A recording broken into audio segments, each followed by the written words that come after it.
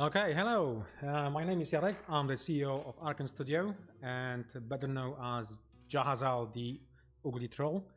And welcome to my cave. For the last couple of weeks, we have been collecting lots of questions and answers. We decided to improve slightly our communication and go with live chats. They're gonna be happening every fortnight or maybe weekly, depending on how much materials we have to share with you. Today we're going to start with a lot of business talks. I believe we have to go through it just to show you a lot of let's say a background story about our company and also what's happening behind the scene, and especially with the projects, with the current Kickstarter projects and also retail and other projects we are currently working on. I've made a small presentation. That presentation, the first step in the presentation will be basically answering a lot of questions we have collected and also talking about the business. You have to bear in mind our business is slightly different than any other businesses you can see on the Kickstarter because we are manufacturers, so we make products in-house.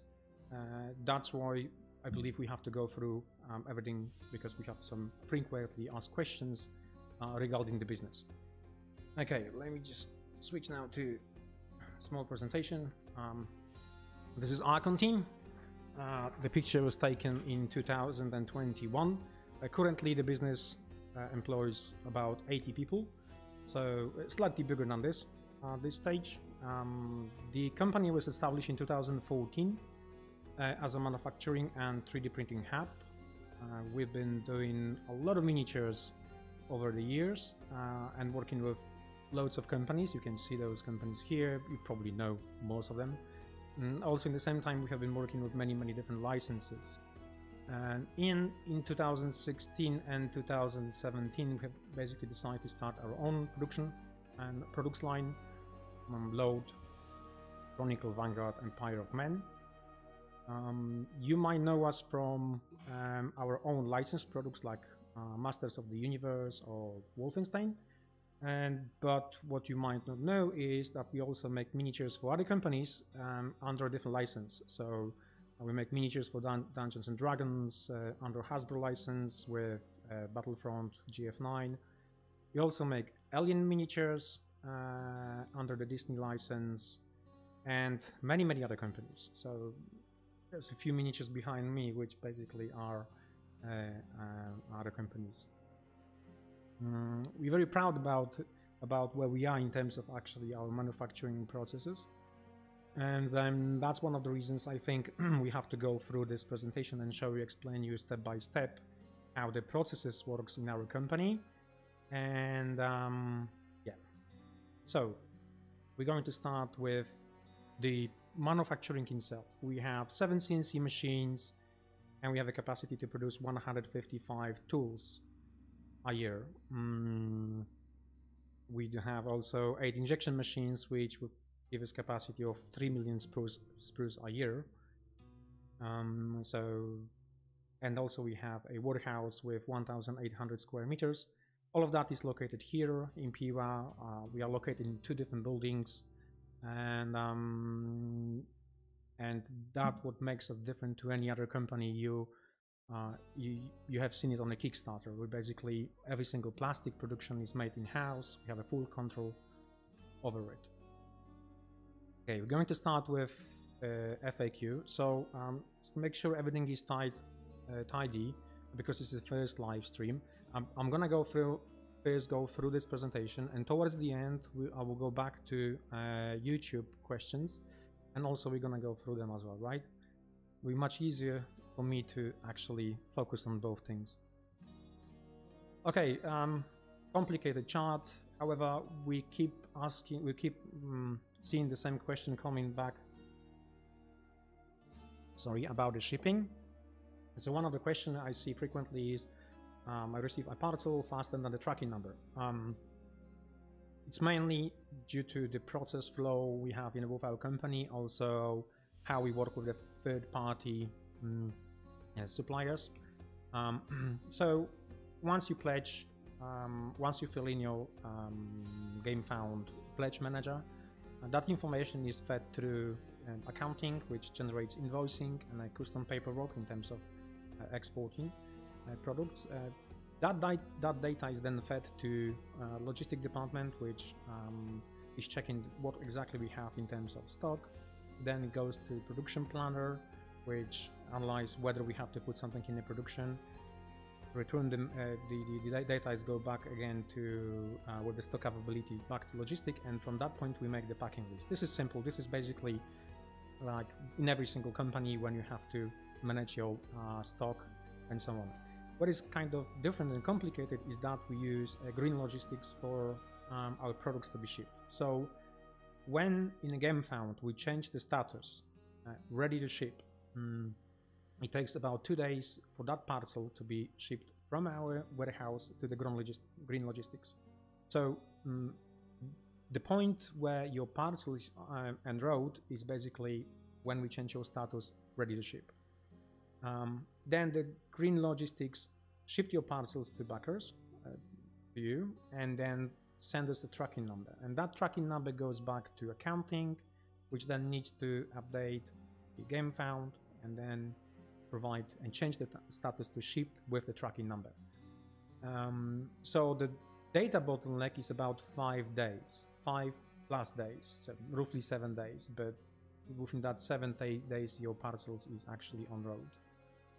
This is something we are currently working on to improve this one, just to make sure the tracking number is fed back much faster to us, and then we can update the game found for you. The other question which we got frequently asked, can we ship all the parcels at once? Well, no. the short answer is no. In general, in terms of dungeon lasers, we have to make 105,000 boxes, individual boxes for that Kickstarter. Our warehouse, although is large, it still can hold maximum 30,000 of those boxes at once. And it's about 16 boxes per pledge to be put in the box in order to actually ship it, that one, to the backers. Now, to compare this one to Dungeon Lasers 2, which was about 11 boxes per pledge, it's a huge increase.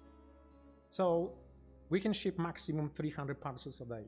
So our crew is 4 different teams. One team is fully dedicated to assembling all the boxes and sub-components.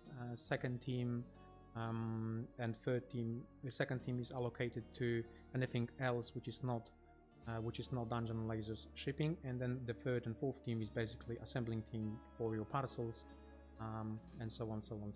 But because of warehouse, it is what it is. We just have to constantly build the stock up,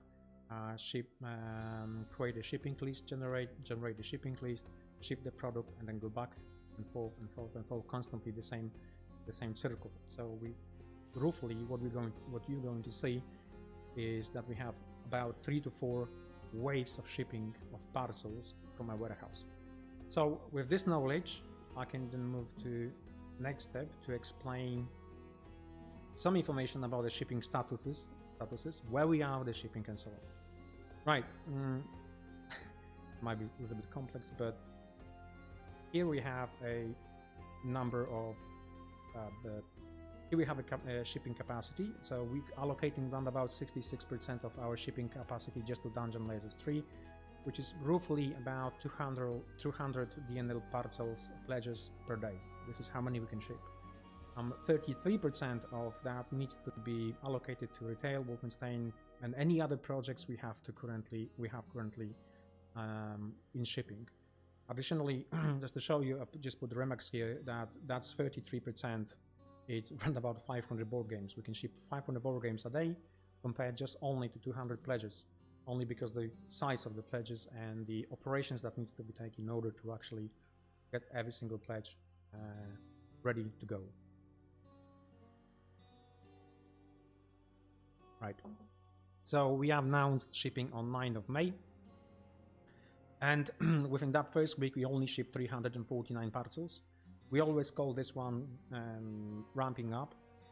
And one of the reasons is basically when you, if you release the product to retail, then that product usually is only a couple products, and it's much easier to train up your staff, what exactly goes to what box, and just learn the product. Now, we're doing differently. I always keep saying to my team that we have to compress entire year of releases into just a couple of weeks or months. So the team needs to learn about 40-50 different products, make sure they're not making any mistakes. So the first couple of weeks is ramping up when we slowly and gradually increase the number of daily parcels that are being shipped. As mentioned, we started on 9th of May. That was the first parcel which was sent out, and towards the end of the month, we managed to ship 2,470 parcels. And with this rate, we expecting to finish shipping dungeon lasers Woodhaven roundabout in the first or second week of July. So we have about 2.5 months of shipping before we clear out all the parcels. Basically, this is the let's say pessimistic version. More optimistic version, or better version, I would say, is that we should be able to finish around about the first week of July, or maybe a little bit faster, only because that number includes as well assembling parcels for rapid deploy, which we already did. But the second wave for rapid deploy, they are much smaller parcels, and we believe we can ship them out of the door much faster than only 200 parcels a day. Also, looking at the other projects, we have Wolfenstein, which is assembling pledges, which we need to ship out. There's several hundred of parcels to be shipped out. Still assembling miniatures and so on and so on. We have a little bit of downtime here in terms of assembling miniatures. That was fed to Kickstarter backers. They are aware about that one, and we shipping them on daily basis. And here is also something I think interesting, because we're looking at shipping Rampart roundabout July as well. So Rampart was the project which finished just in January, with delivery date in January of 2023. But looking at where we are currently with toolings and manufacturing schedule, we are almost there, and it means that it's gonna go on a production straight after DNL Woodhaven. So this is answering the question about the shipping statuses, and we're gonna move on to the next one. So here is also Master of the Universe, Fields of Eternia. This is the project which currently is also delayed, and one of the reasons is explained later in the presentation, but at this stage we just got information from the manufacturer. Due to lockdown in Shanghai, at this stage it caused a lot of delay and downtimes, and we should know more data, or we should know more about the shipping date soon. So to recap that, by today is 3rd of June, we shipped 3,007 parcels. Shipping will end the second week of July of 2022. In terms of Rampart, shipping start end of July, and Master of the Universe TBC. The next question, which is frequently coming up, is about the Kickstarter. It's about Dungeons and Lasers for Kickstarter. This is also something we have to. It's important to actually answer, because of, as mentioned before, we are a slightly different company to any other company on the market. On a Kickstarter, only because we have our own manufacturing schedule and so on. So rapid delivery is very, very important to our company. In fact, it just became our core of production. So let me just explain here quickly. Production schedule June, that's how it looked like. Still, I think by the 10th of June, I mean, looking at the numbers, by 10th of June we should be finishing with all manufacturing of Woodhaven, which is just a couple of tools left to finish. Then we're looking at getting Rampart modular terrain into production, which, because of it's not a large, it's about 5 times smaller project than Dungeon Lasers, we're looking at finishing in July. And then from the manufacturing point of view, we have machines and everything else. We don't have nothing to put on these machines. So we have to work backwards to set the date for the Kickstarter, and from that point onwards, we believe we should be starting the Dungeon Lasers 4 Rapids. And in order to do so, we have to collect the rapid delivery shipping orders in 2 weeks, round about that time. Then we need to collect game founds, which takes about 2 weeks. And then we have to start the campaign, which might be some point here. So just to recap that slide, we are our production, our dates of starting campaigns are very strongly linked with a production schedule. Right. Now we can go through some other questions which were collected on Discord. Only the kobold in a duck costume. Yeah, well, there's some funny things which gonna be not funny things, but some interesting and things which the team works on, and they should be revealed very, very soon. Second question was about PyRCon. Yes, we are going to be at PyRCon. I'm gonna be there as well, so we're also going to be there with Heroes of Might and Magic 3. So just join us. Will the mats have the gridless option? That's something we are currently discussing with our team. The only one thing that is that the gridless on non-gridless or gridless, that product is basically manufactured outside, so it's not gonna be made in house. So we just need a supplier to confirm whether he's able to keep the cost if we if we're going to be ordering just half of this and half of that. So something which is the team works on currently, and once we have more information, we're definitely going to be providing you with. Next question was about what excites you about this project. I believe this is about Dungeon Lasers 4. There's a few things. There's a few things, and I'm gonna go through it step by step. But as a manufacturing company, for us, the most exciting bits are always the manufacturing challenges. So every single project, there's a lot of manufacturing challenges, and here as well. And one of them I'm gonna be showing you at the end. Next question is about a neoprene, a new material for our home. I mean, as I mentioned, we don't have expertise in terms of using this material at all. So we're gonna have to rely on a third-party company to deliver the best quality product. And yeah, and the next question is about the sci-fi elements. Yes, our team grown.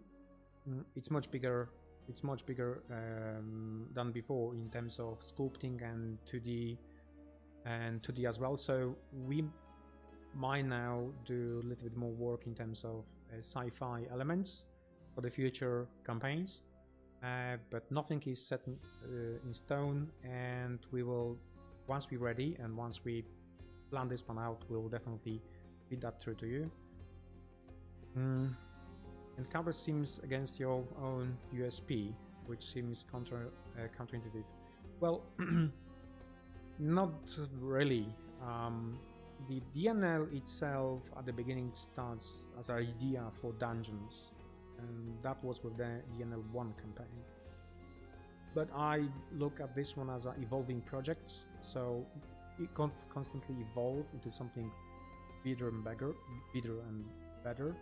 So we've made our small dungeons, then we moved to something bigger, then we introduced dragons, and with that Dungeons and Lasers 3 campaign with Heaven, we introduced a city and loads of miniatures. So it's a kind of natural step to move into Dungeon Lasers 4, which is the landscape. Next question is about the rivers. Whether we're going to... Yes. In a simple word, yes. I'm going to be showing you some concept in a second. The next slides. Will there be start heaven? This is the same question about sci-fi elements. As mentioned, our team is much bigger now, so we will be able to focus on several projects at the same time.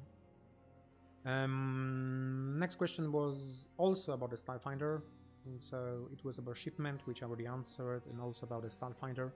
The good news are, yes, we carry on with Starfinder miniatures, and that's prepare parcels to be shipped out to Ninja Division backers, and that's where they're going to get it. We've been actively working with Paizo to make sure that Ninja Division backers are receiving something. In fact, there were some technical issues that we needed to sort it out, and the last email we have received from Paizo yesterday is everything is in a green light, and within 2 weeks the first parcel is going to be shipped out. There's a little bit of confusion about the Starfinder projects.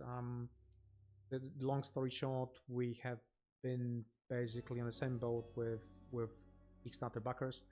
Back then, Ninja Division contracted us on making miniatures for that Kickstarter. We made a lot of miniatures for them, shipped them out to Ninja Division, and we have never received payment for it. So we kind of, during progression into plastic injection, we decided to maybe we will reach out to Paizo and see what we can do about it. Maybe somehow we could help out those backers and also make sure they receive some product, because we knew at that stage the Ninja Division is not going to be able to do anything. So we decided to kind of pick it up, that project, and from the point of view manufacturing and doing the models for backers. So the good news, yes. The good news is yes, we will carry on with this project in terms of miniatures. The other good news is that we are going to be shipping also to backers very, very soon. Next question is about the pure manufacturing for private press. I don't know Warhammer Horde. I used to play with my Retribution. I won a few tournaments, so very good system. I've been in touch with Private Press, I believe, but I think they have their own manufacturing facility in metal, so I'm not quite sure whether they're gonna be interested in doing anything in the hard plastic. But my team will gonna get in touch with them again and see maybe we can do something for that. Right, now this section will be purely about updates for several Kickstarters. I'm just quickly looking at the questions. Maybe I should answer some. 1 second, sorry.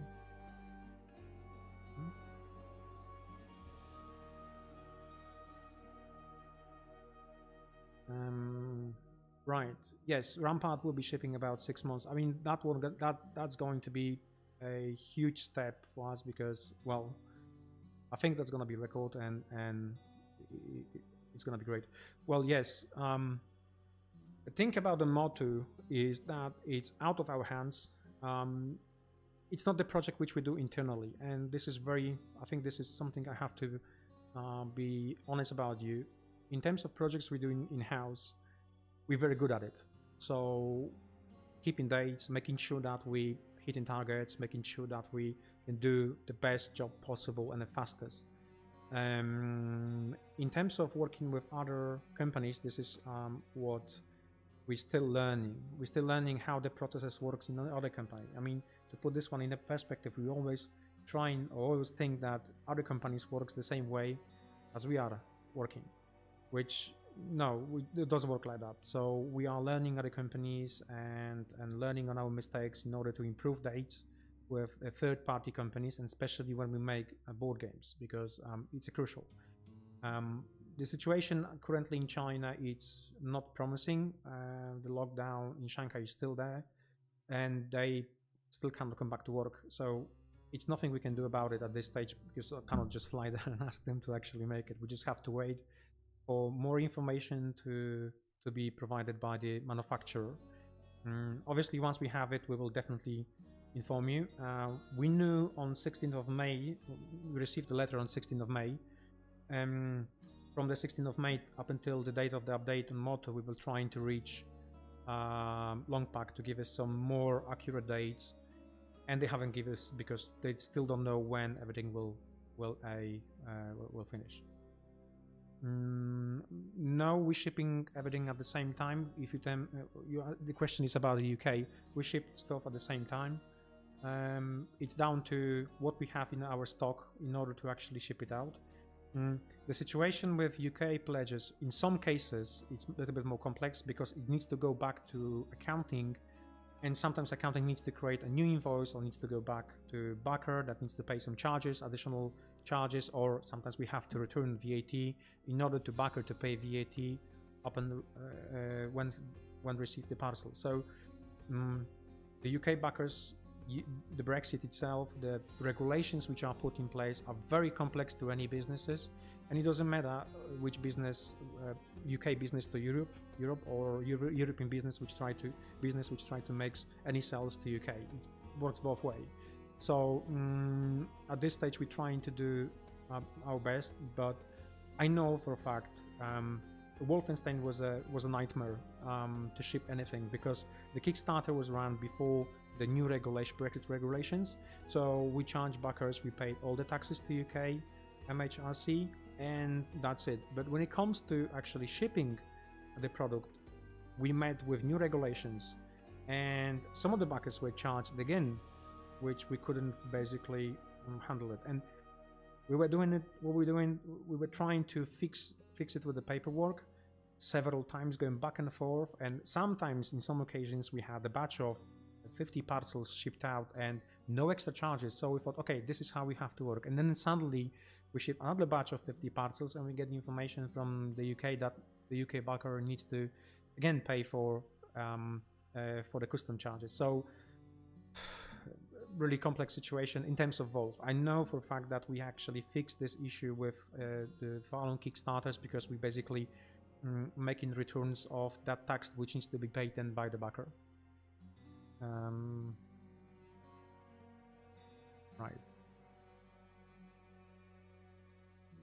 Right. Okay.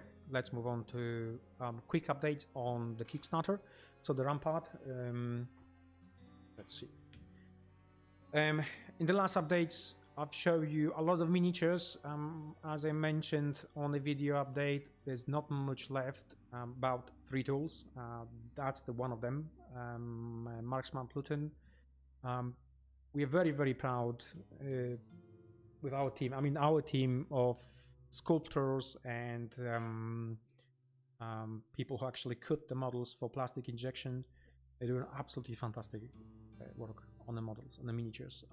We're trying to cut the models nowadays to reduce the number of parts. So you can see here, we're trying to reduce to 3, maximum 4 pieces per model.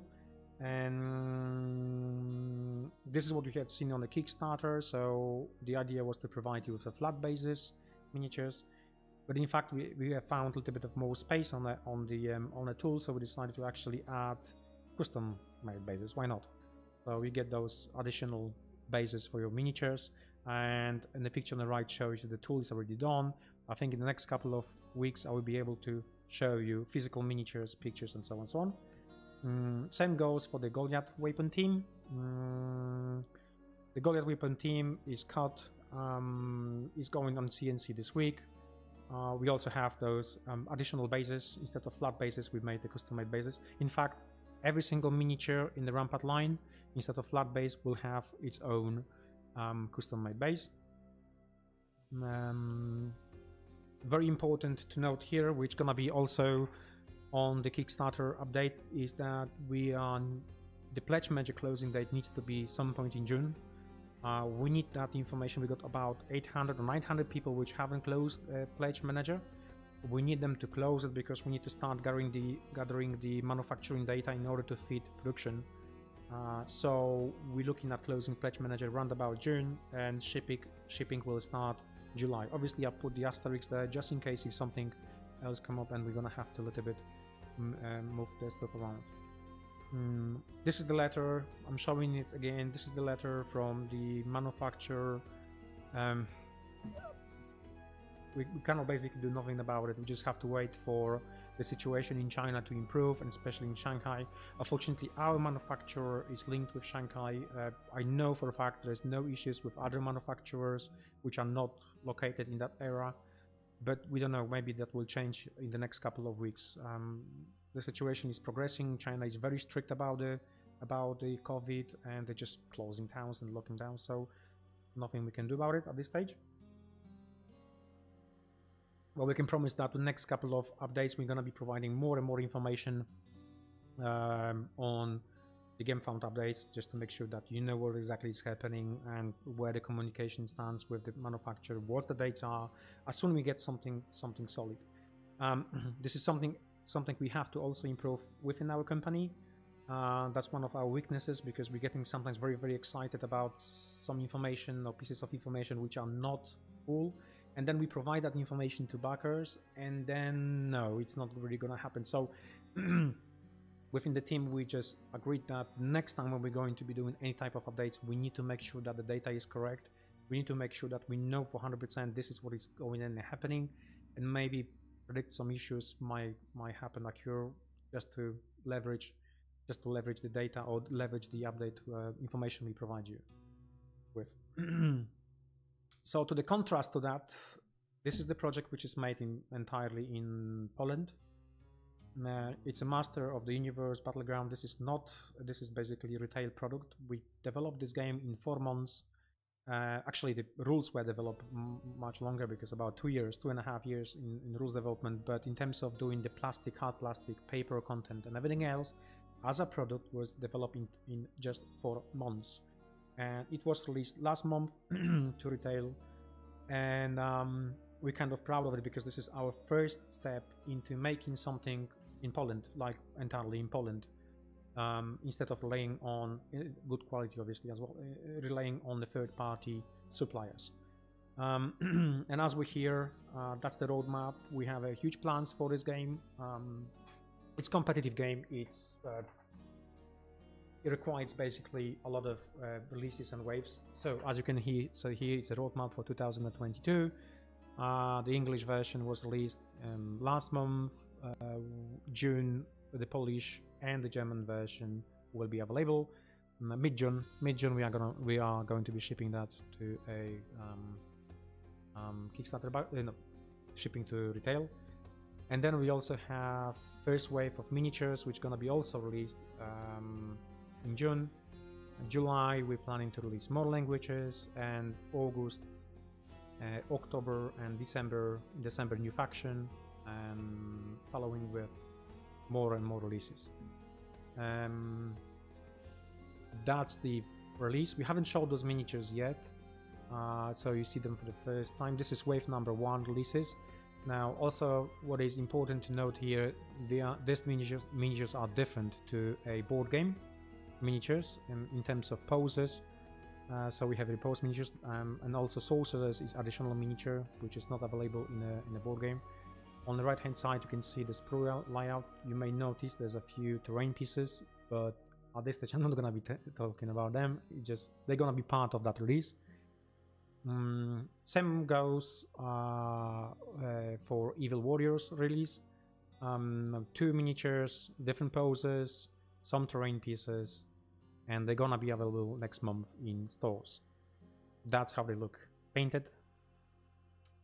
Love them. I basically love this license though.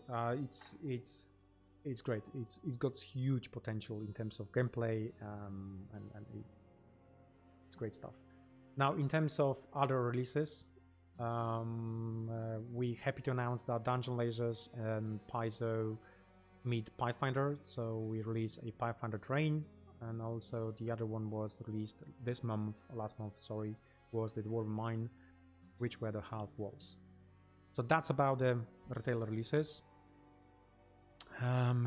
Let me just check quickly questions. Let me go through them. There's a few.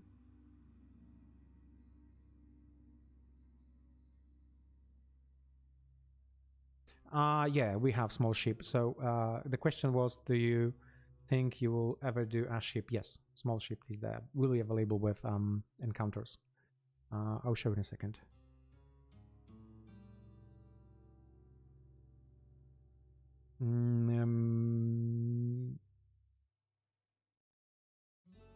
So Heroes of Might and Magic, something we would try maybe to do. to do some live playthrough. Why not? I've got few slides to show you how the game looks and so on, so on. So we're gonna go through that one as well in a minute.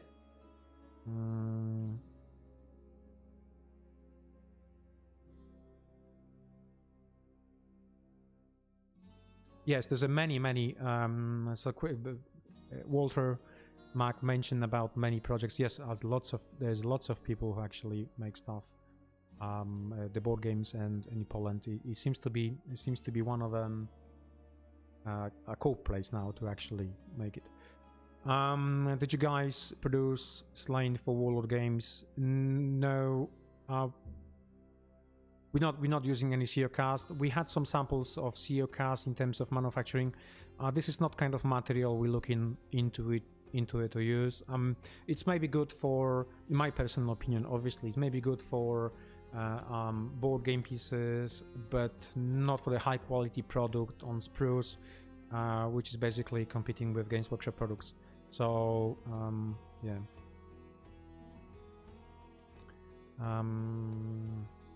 Yes, there is a date. There is a date for a Polish edition of Mortal Battleground.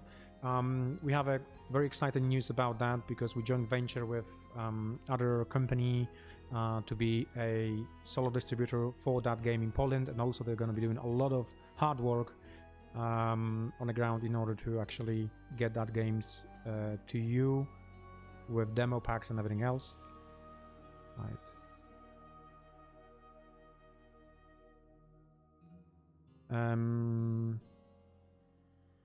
Okay. Right, okay. Let's move on to next questions. Oh, there's a question. Yes, Heroes of the Might and Magic will be produced in China. It will be because it's a huge project in terms of the quantity of elements that needs to be manufactured. So we have to make it in China, and also they're going to be PVC miniatures instead of plastic injection miniatures. As I mentioned before, we are slightly different to any other company on the Kickstarter because we have our core business is basically making miniatures and plastics. The other side of the business is making board games, which we have to, many of them, we're gonna have to manufacture outside. Although the things changing, we see more and more manufacturers in Poland and in Europe opening the doors for other small companies. So maybe, just maybe, we will see how it goes. Maybe we're going to be able to make it that entire product in Poland. I know also it's difficult to make any miniatures, PVC miniatures in Poland due to regulations. So in general, I've been looking into this one for many months, how we could potentially make exactly the same miniatures as in China. This means from PVC material. Unfortunately, European regulations do not allow to use this type of materials the Chinese use for manufacturing. So anything PVC miniatures, it is China and it will be China. Okay, so quickly let's move on to Dungeon Lasers. Dungeon Lasers encounters. There's a small boat. Yes, for the boat. There is. 3 different themes. We're looking at. That's a new project, by the way. So for those of you who don't know, what exactly we're trying to, what's the next project is. This is the next project. So Dungeon and Lasers Encounters. Okay, so there's several themes. We have a swamp. We have a woodlands, I would say, and there is one more which is gonna be revealed. I've got some concepts. I'll be showing those concepts in a second. So, what's the plan for the add-ons? This is add-ons. This is basically the concept we've made for add-ons for DNL, for DNL4. We have plenty of concept. We have fantastic people actually doing a lot of work. They do understand very well how the tooling works, how the concept should be done, and so on. So that's great. And yeah, that's the Land of Giants. Yeah, I've got one more picture. This is like picture for vacation to show you exactly the size and scale of that one. So that's gonna be huge pieces of terrain made out of several plastic injection tools, which is always great, and it's gonna look on the table amazing. The question also was about how the trees works. So leafy trees, you have those branches and they're gonna be basically push fit. That's what we're aiming at. So you have push fit elements. You might join them, you might not have to join them. Basically, that's the concept. The concept is always to have a modular terrain. So in this situation, it allows you to create different kind of trees, and we'll never, you know, you don't have to have on a table just a copy of the same one. We can assemble in different way. So they connect in different orientation as you want. The other tree works slightly different, as you will have the core of the tree and then the branches, and then you just put the leaves on it. They're gonna be push fit, kind of. So we also trying to make it modular, so we don't have to make a copy of it. There was a question about the rivers. So here we are. We are going to be doing rivers. The concept is here. On the right hand side you can see roughly how it will work. It is basically designed in mind of the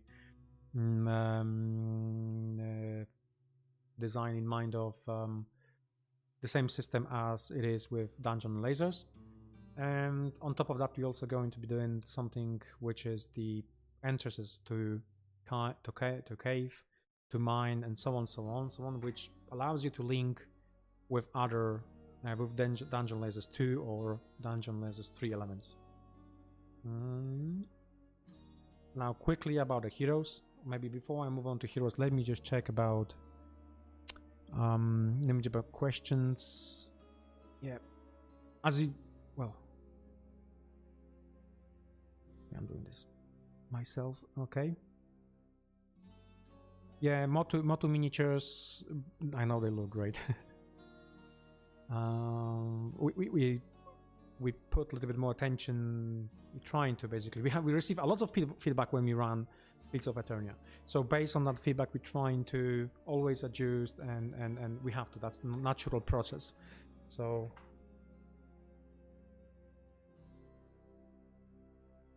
Okay, so let me just check questions. I do hate PvC. I do hate PvC. But it's part of the business which we cannot actually make it. There's no any other way of not making miniatures and models for the board games which everybody use. We could potentially make heroes here out of miniatures on sprues. However, I know the current expectation of the customers are make those miniatures from PVC and not to have them, assembled. Especially that we're trying to do a lot of it.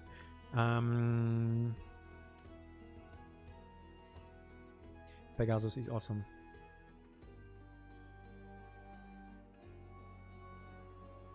I mentioned about the Wolfenstein. So what basically happened? Our team of people who we ran the campaign. We had some assembled pledges to be done. It was 100 and 500 pledges to be done assembled. 1,000 was shipped.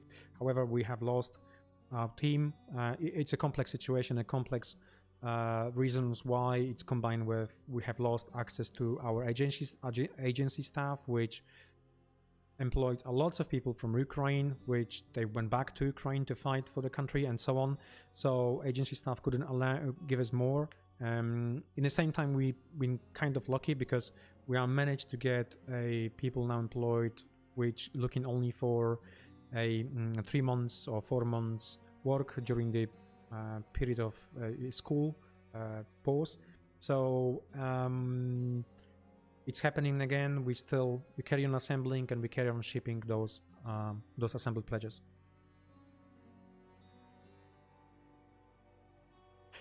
We did some metal miniatures in the past, but no, we're not gonna be doing any more metal miniatures. The costs are not there anymore, and we still have machines, by the way. So yeah. Okay, so let's go back to presentation. So Heroes of the Might and Magic, the board game. Some of the miniatures here you can see on the screen. This is the screen, some shots we have taken during demo play. I've got to say, in terms of art quality, this is going to be the best projects we have ever made. We have a team of great artists and 2D artists, which really spending a lot of time and focus on making the best art possible for this project. We're gonna be slowly and gradually releasing more information. We have Jakub who works on the rules. Jakub is currently at UK Game Expo when he is making he's doing the demo plays of the game. So if you are at the UK Game Expo, just join us and see for yourself. Jakub was behind Wolfenstein. Wolfenstein was his first project. He did several other projects for us, which we haven't announced it yet or released yet, and he is basically learning and doing extremely good job in terms of collecting information and data from playtest and adjusting the game accordingly. So there is no rush with this game in terms of there's no deadline roughly. As I mentioned, our core business is plastics. This game needs to be extremely good, and this is the main focus currently with this. So you can Game Expo, they sent me some pictures today and send me some feedback as well. Again, if you're anywhere close, you can Game Expo, just come and see us. It's 1880 in A sector of hall number 1.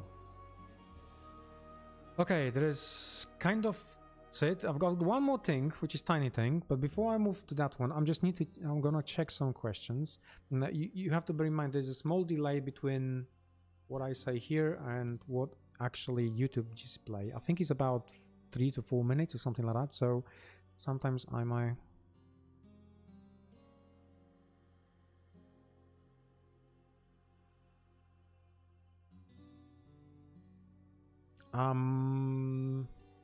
What's the minimum number of boxes a Hibs 1 versus 1 wargame in Hibs plastic versus 40-50 miniatures inside should sell to justify the investment? Well, depend on the price, obviously.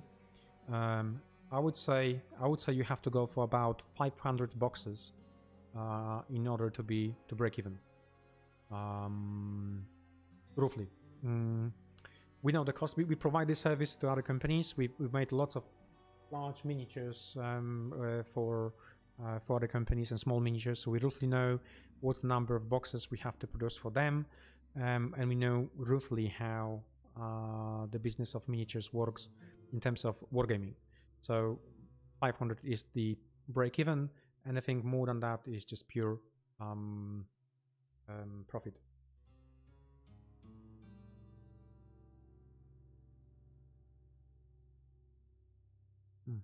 Yeah. Okay. I say yeah because this basically the same question. Or Heroes Might Magic 3 looks good indeed. Yes. We have to make sure that the game is good. That's the most important. Okay. I'll show you something interesting. What we plan to do, and there was a question about the challenges and so on. So that's gonna be the largest and the largest challenge for Dungeon Lasers Encounters.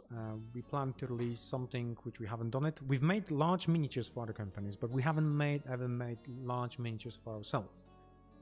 So this time round, we're trying to do something different, and yeah, that's the miniature, and that's the roughly size of the miniatures we're planning to put out. The small thing on the left hand side of that picture is basically 28 millimeter model. Yeah, it's gonna be huge. It is going to be huge. It's going to be challenging. I'm 100% sure that we're gonna get there with it with no issues, but yeah, obviously this is early whip, and this model I believe is gonna be available for free. So if you are a backer from some level, you're gonna get it for free. Yeah. I mean, well, yeah, So that is exciting. This is what I just cannot wait to get the tooling, engineering, and so on to work on it.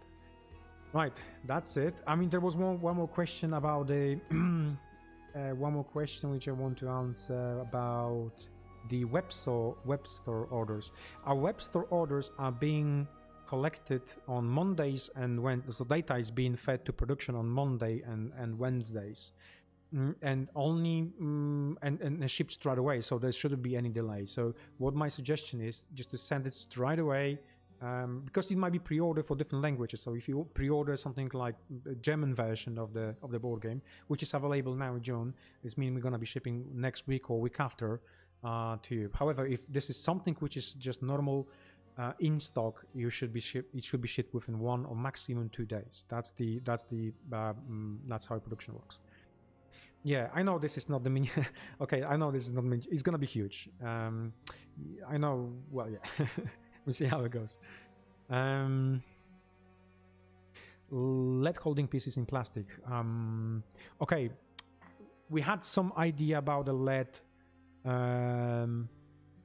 Let me phrase LED holding. Right, we had some idea about using the LED in a clear plastic mushrooms. However, the cost of it was too high to actually justify, and we couldn't find anyone else who can actually provide within the cost we wanted to put in the project. Yeah, we have to bear in mind that we're doing something huge here. We're trying to provide as much as possible products with our Kickstarter, plastic product with our Kickstarter. So every single small bit we do, like additional, it's gonna take away from that deal we were trying to create for you. So maybe in the future we'll be able to find some supplier who is able to provide us with the LED system, that is within the cost for the project. Like that. If I close my pledge in March, will I get my stuff in June? Yes. So the production is fed on daily basis, and also on weekly basis we provide information from all the late pledges. So usually what's happened if you close your pledge on Monday, on Friday is gonna be in queue to be shipped. Well, it goes to production to see and increase the numbers of production bits we have to produce, and then to logistics, and so on. So we're not gonna be delaying that one. You're gonna be one of the backers who's gonna be receiving the stuff. Confusion about who gets Troll, Phoenix, and Ghost Dragon. Yes, that was one of the questions, which was also I've seen it on a Kickstarter. It could be. It could be kind of, next time we're gonna have to communicate even more better. I know there's a few people who were confused about that one and haven't received it, and but obviously we were trying to do our best. We had our information on the page, on the Kickstarter page. The next time we will try to be much more visible with tables maybe, or something like that, what exactly is in that or different pledges levels. Can you make exclusive mini? We might make that minis in different format, not exactly the same, but in different format. We cannot. That mini was offered to Kickstarter backers of Field of Eternia, and is available for tournaments and during any trade shows. However, to make that miniature to retail, we're gonna have to make completely different miniature. So it needs to be resculpted, it needs to be in different pose, and so on. We're not gonna be providing exactly the same miniature. That's not fair. The question. Okay, so the question about the foe, I just mentioned a few times. I will try to answer again. The last time, the last bits of information we have was from a supplier that due to shutdown at Shanghai, they cannot provide any type of data or information when exactly everything is going to be in production. Actually, I know for a fact the miniatures will be finishing in June. So manufacturing of miniatures, we should be finishing in the beginning of June. So what we're trying to do now is to we're asking a manufacturer to provide us with pictures, then we can show you those pictures on the next updates.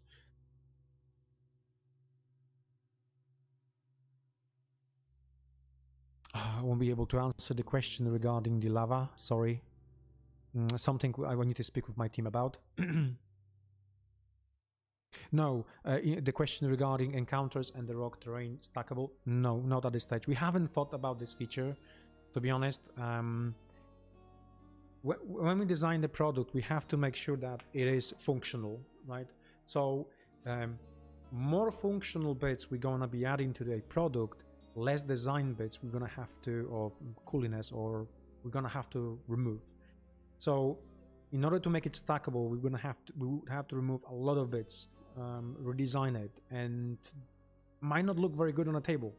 So it's a very, very small balance between something looks really, really good and something works the way we want to work. So we want to keep it that way as this stage. So no, those elements won't be stackable. Why we moved to GameFound? GameFound's got its pros and cons.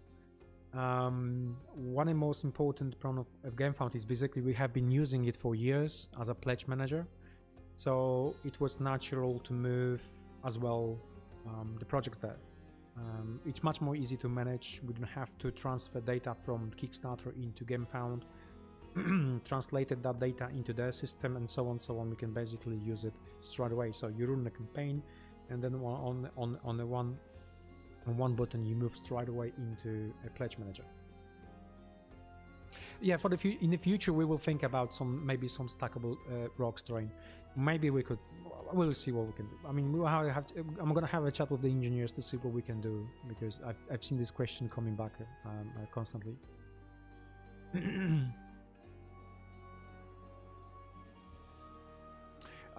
Yeah, I think the small manual is missing. So I'm talking here about the Woodhaven roof. So there's a small manual missing about how to use streams. So those streams which are used for the stackable walls, they have to be cut a little bit in order to actually work properly. I believe that manual should be now on our website. If it's not, I will check it on Monday, and I will ask my team to actually include that PDF there.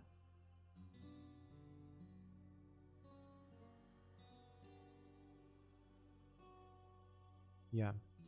Okay. I think that's it.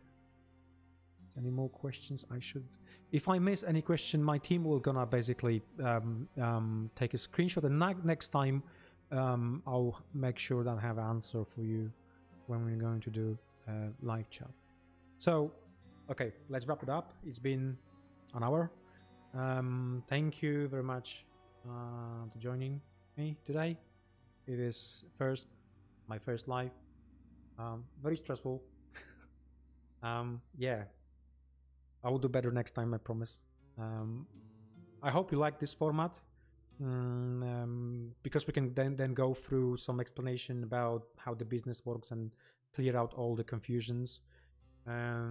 Also, I hope you like that format of presentation, that we can show you exactly what's happening in the background, and so on.